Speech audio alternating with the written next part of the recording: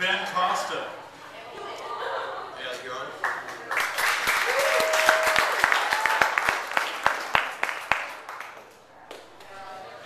name is Pecha Kucha. We're going to talk about my comic book, Shaolin, the Wandering Shaolin Monk. This is the cover of the first book that I put out. It's about a monk named Pong. It's set in 17th century China. I like to describe it as a historical fiction, kung fu action, adventure, comedy, drama. I've been doing it for almost 4 years now, and it's got the basic trappings of your kung fu movie, but my main goal with it was to add a little bit of character development, which seems to be lacking in the genre. If you don't know what Shaolin monk is, here's one.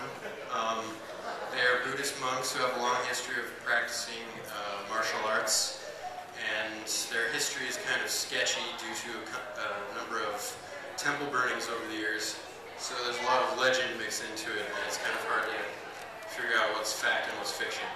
I first got interested in all of this by watching kung fu movies that my brother had, and I eventually started practicing martial arts, and this all coincided with my undying love of comics. This is one of my favorite comics about a samurai rabbit, which, despite being about a samurai rabbit, is really historically accurate. And here you see an evolution of the character.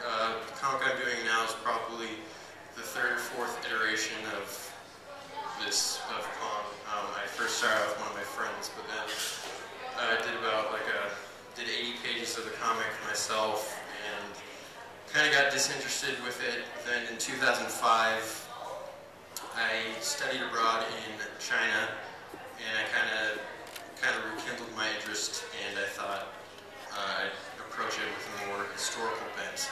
Here's me doing research. This guy wanted to hold my hand for some reason. One of the things I do in the comic that people either really love or hate is I add historical footnotes at the bottom. So for example, the main character Pong is talking about the etymology of his name, his monk title, sure. And at the bottom there's a little blurb about the historical Buddha. But the main plot of the story is largely rooted in legend. The legend is the Manchu government in 17th century China decided to destroy the Shaolin because of their association with the previous dynasty. And so this monk here is telling everyone that.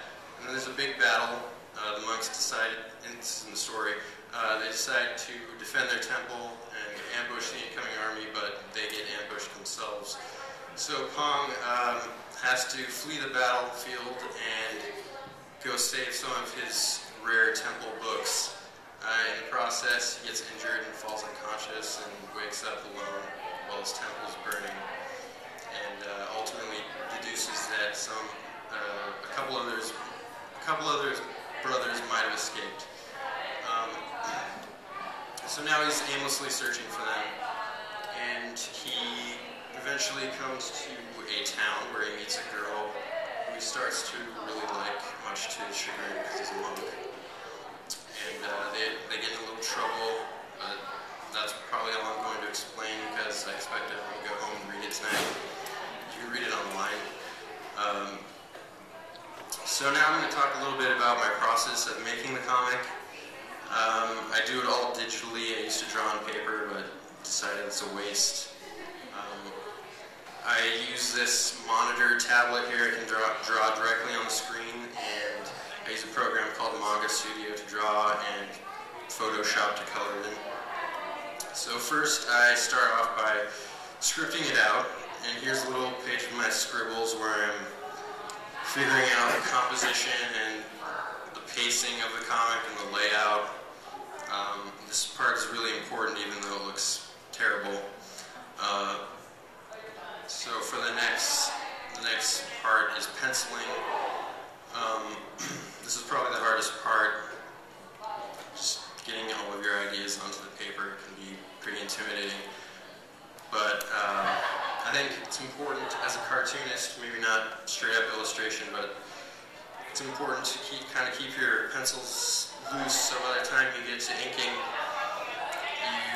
still have sort of a spontaneity in your line work. That's my cartoon advice to all of you. So you can see that the page is kind of coming together. The next step is coloring. This takes me the longest. I'm sort of experimenting the whole time, just figuring out like where the light is coming from in every panel. This particular page is right after his temple is destroyed, so I wanted to give it a kind of dreary, dull look. The next step is lettering. I hand letter. I don't use a font because I don't think it looks that great. I think it kind of meshes better with my art. The whole process can take anywhere from like 12 to 20 hours, which is takes way too long. But, so I have this comic, and I have a website, and people go there every week to check out the new page that I put up, and have somewhat of an audience, which I think is a good thing. So if I just had, if I just sat there for 4 years with files on my computer, the webcomic business model is one where you provide free content on a weekly basis, preferably daily, but I only do once a week.